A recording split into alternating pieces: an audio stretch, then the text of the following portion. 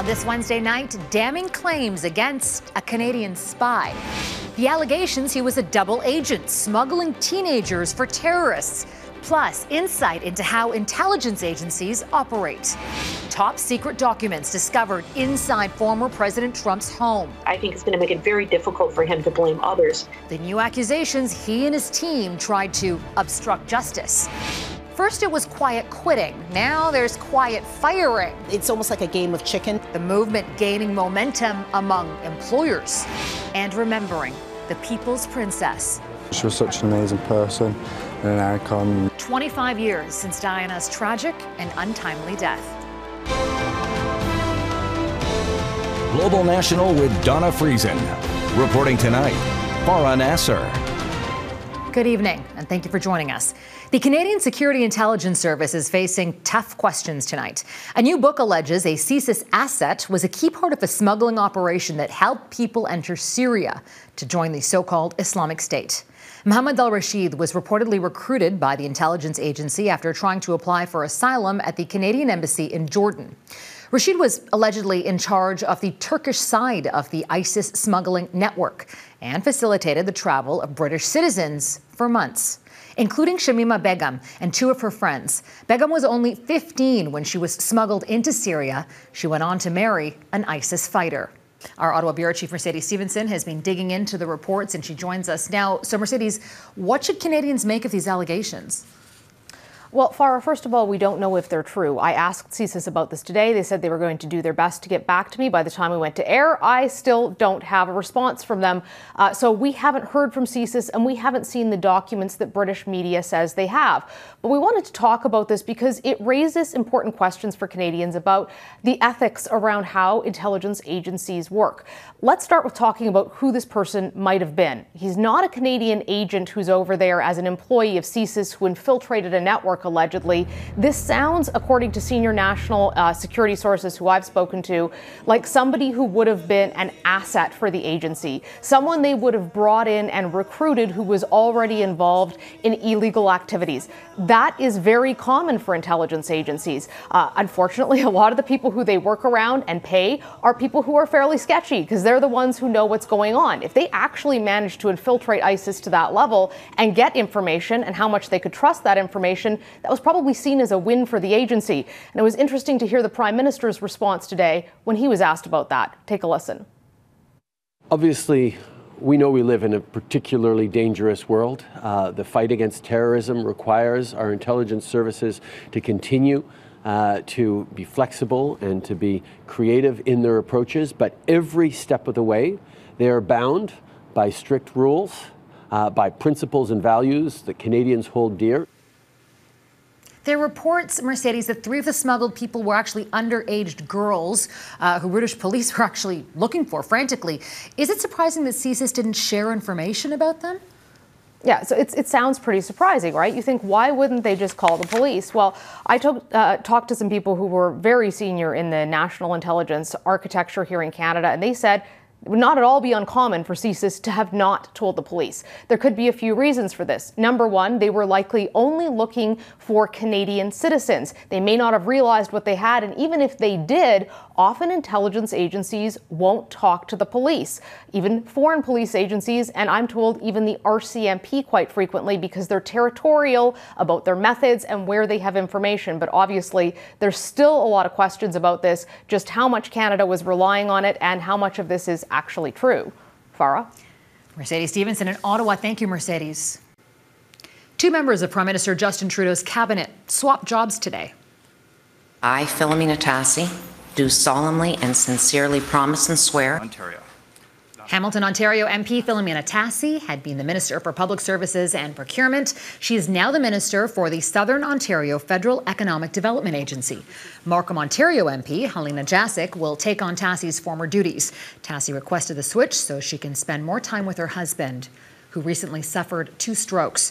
All 38 cabinet members are set to head to Vancouver next week for 3 days of meetings ahead of the return of Parliament on September 19th. And we are hearing for the first time from Deputy Prime Minister Chrystia Freeland since an incident last week saw her verbally harassed during a visit in Grand Prairie, Alberta. What happened was wrong. I am conscious that there are a lot of journalists and politicians across the country who have a lot less support than I do, who can face challenging situations. And it is important for all of us to support them. In the incident captured on video, a man who is now being investigated by the RCMP approaches Freeland, swearing at her and calling her a traitor as she tries to enter an elevator. Criticism on this has been widespread, with politicians saying it's time to turn down the temperature. And Freeland and others noting that women of color have faced the brunt of this kind of abuse. And Elizabeth May has launched her campaign to reclaim the leadership of the federal Green Party. May is running on a joint ticket with Jonathan Pedneau, an expert on crisis situations. Now, if they win, each promises to appoint the other as deputy leader.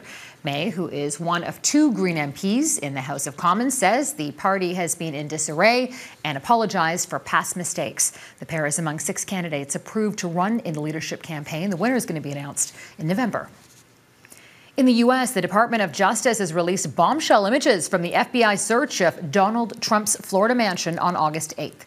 The images show highly classified documents recovered from Mar-a-Lago. Now, the DOJ is accusing the former president's team of moving and hiding the documents after the initial search for them. Neetu Garcha has more from Washington on the filing and on the reaction to it. During its August 8th search, the FBI seized 33 boxes with more than 100 classified records stashed in the ex-president's office, according to the U.S. Department of Justice, in a new court filing which includes the DOJ's most robust defense yet of the unprecedented search of Trump's residence. They basically said to the Trump people, okay, you want to litigate this and tell your version of events? Well, we have something to say, too, and we have pictures.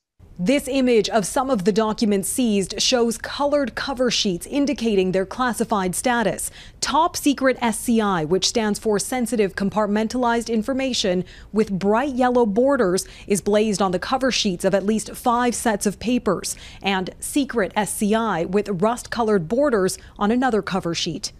There is a very, very rigorous procedure about when you can look at these documents, how you can look at them, who looks at them, all of that. None of those security precautions are in place at a location like Mar-a-Lago. Yet there they are, sprawled out on a carpet beside a cardboard box filled with framed pictures, including a Time magazine cover.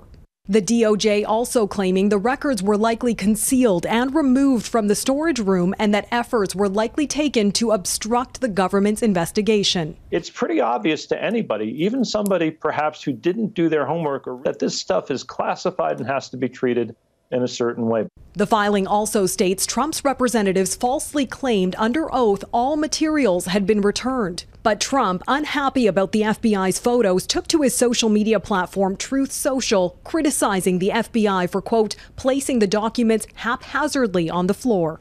The White House says it won't comment on this 36-page brief, but just hours before it was filed late Tuesday, President Biden delivered a passionate speech condemning threats by Trump supporters against FBI personnel. There's no place in this country, no place, for endangering the lives of law enforcement. No place. The Justice Department is also arguing that appointing a special master to review the materials would harm national security and delay the ongoing review, setting the stage for Thursday's hearing when both sides will argue before a Trump-appointed judge. Neetu Garcha, Global News, Washington. World leaders continue to pay tribute to the late Mikhail Gorbachev. Many in the West are hailing his achievements as the head of the former Soviet Union. But within Russia, reaction to his death has been largely negative, as he's remembered as the man who allowed the superpower to collapse. Redmond Shannon looks at how differing perspectives illustrate the growing gap between Moscow and the West. Berlin's Russian embassy sits just on the eastern side of where the Berlin Wall used to be. The infamous Iron Curtain brought down under the reign of Soviet leader Mikhail Gorbachev. I grew up with the wall, says this woman born in West Berlin. It was simply great what he did. German Chancellor Olaf Scholz called Gorbachev a courageous man who helped reunite Germany and brought democracy and freedom, albeit somewhat unintentionally, to Eastern Europe. Gorbachev won the Nobel Peace Prize for ending the Cold War, although some of his perestroika and glasnost reforms have since been undone. The former head of the communist world famously advertised Pizza Hut, but thanks to Vladimir Putin's nationalist war in Ukraine, that slice of life is no more in Russia. Western leaders like Canada's Brian Mulroney remained friendly with him after they left politics. It'll take time for the value of his initiatives and his achievements to work their way through the system, and so he's objectively viewed, and I think he will be considered as an iconic figure and a truly great leader. The Western tributes mocked on state TV in Russia. This presenter only said it would be indecent to speak ill of the dead. Many Russians see him as the man who allowed the nation to descend into chaos and lose its status as a superpower. Kremlin spokesperson Dmitry Peskov called Gorbachev a naive romantic for thinking Russia and the West could be friends. Moscow still hasn't decided if there will be a state funeral. The idea that Gorbachev in the West is hero worshipped and in Russia he is vilified. And yet, I think neither characterizations are entirely true. Lithuanians remember how Gorbachev tried to brutally suppress its push for independence. He also supported Russia's 2014 invasion of Ukraine. When asked about his legacy in 2011, he said he was proud of the life he had lived. And let history decide. Redmond Shannon, Global News, London. A team of UN nuclear inspectors have now crossed over the front line of the war en route to the Zaporizhzhia plant in Russian-held Ukraine. The team of international technical and safety experts will be assessing the safety measures there. Europe's largest nuclear plant has been held by Russian forces since early March, but it is still being operated by Ukrainian technicians. Over the past few weeks, the plant has been hit by multiple artillery attacks and airstrikes, with both sides blaming each other. And Russia has once again turned off the taps on the Nord Stream 1 pipeline, stopping the flow of gas to Western Europe. Energy giant Gazprom says the stoppage is for maintenance and will last until September 3rd. But across Europe, there are fears this outage could be extended in retaliation for Western sanctions. And the stoppage will impact plans by many European countries to stockpile gas ahead of the winter. New satellite images from NASA show the impact in southern Pakistan of the monster monsoon season that's killed more than 1,100 people and impacted 33 million there. Images taken last year show the Indus River, the wavy blue line, flowing through Sindh province. But new pictures captured this week reveal the shocking transformation. You can see the large blue area is the Indus River, now roughly 100 kilometers wide, as the floodwater has created a giant inland lake overflowing rich agricultural lands. A critical service for people in crisis. Coming up, when a new 3-digit hotline will begin in Canada.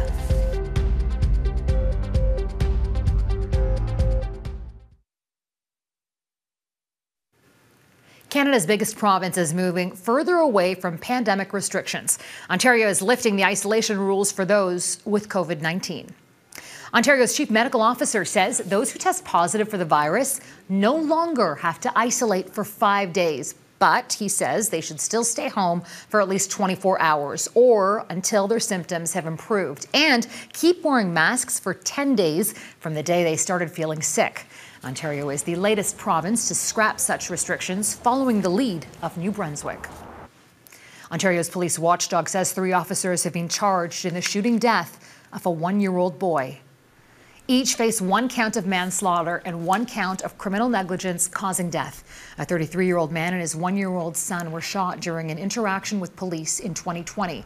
The Special Investigations Unit says 3 officers opened fire on the man in his vehicle after he allegedly abducted his child. The boy died at the scene and the dad died in hospital later.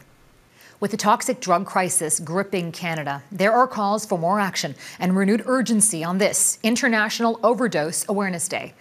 Advocates, friends and families gathered in cities across Canada to honor the lives of those lost to overdose. Educational demonstrations and conversations happening today. The aim is to bring awareness to the crisis and to reduce the stigma associated with substance use. This year, many provinces are on track for grim new records for overdose deaths. And after a long wait, Canada's telecom regulator has approved a new 3-digit suicide prevention and mental health crisis hotline. The CRTC says Canadians who need urgent help during a mental health crisis will be able to call or text 988 free of charge nationwide, starting in November of 2023. Those are the same 3 digits adopted by a similar hotline launched in the United States last month. The announcement comes more than 19 months after the House of Commons unanimously voted in favor of establishing the hotline. The employer strikes back. Ahead, what quiet firing is and why workers need to watch out.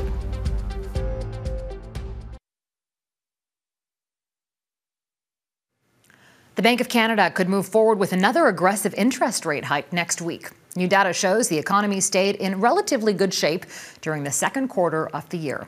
The economy grew at an annual rate of 3.3% from April to June. Now, that's still short of the Bank of Canada's forecast. Businesses ramped up their investment in inventory, and there was a spike in household spending on clothing and footwear as more people head back to the office. But not everyone is keen to part with their work-from-home setup. Some are even sticking it to employers through the quiet quitting movement, doing your job to the requirements, but nothing above and beyond. Well, now there's another new labor trend emerging, and it's called quiet firing. And as Anne Gaviola explains, it's gaining momentum. And usually that person doesn't just get extremely underpaid, they're also treated really badly in the workplace. Quiet quitting meet quiet firing, which is also sparking conversations on TikTok and beyond. It's almost like a game of chicken sometimes for employees and employers. Quiet firing involves withholding promotions and important work in the hopes of pushing an employee out. No firing involved, but it can lead to legal and financial consequences for a company that doesn't tread carefully. If you are mistreating an employee and making their lives miserable within the workplace, you could be held liable for committing a constructive dismissal.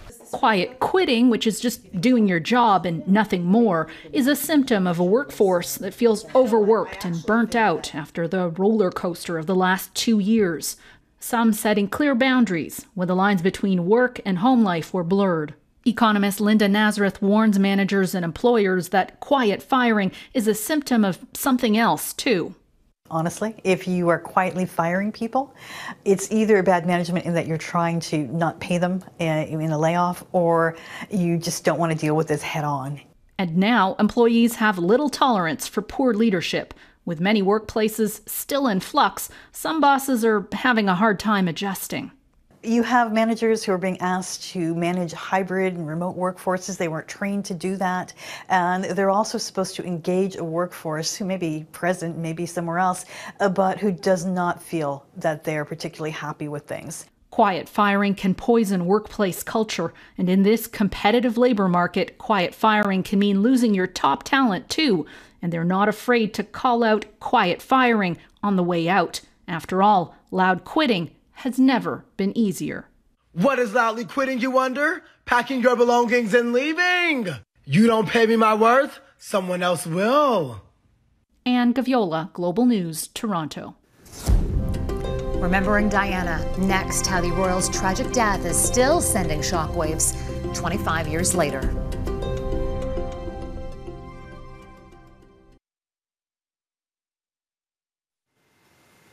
Many people remember where they were 25 years ago today when they heard the news that Princess Diana had died. She was one of the most famous women of the 20th century, and her tragic death at the age of 36 sent shockwaves around the world. Eric Sorensen has more on her life, her legacy, and her lasting impact on the monarchy. It doesn't seem so long ago. For many, the memory of Princess Diana has not faded, the sadness has not eased. The day, I can't remember, it was awful. It's just like yesterday. It transports you right back to those days. 25 years ago, the heartache was as deep as the ocean of bouquets outside Kensington Palace. From the public's first glimpses, the shy princess-to-be. And I suppose in love. Of course. The wedding of the century, and a mother of a future monarch. Diana was one of the most compelling figures in the 20th century.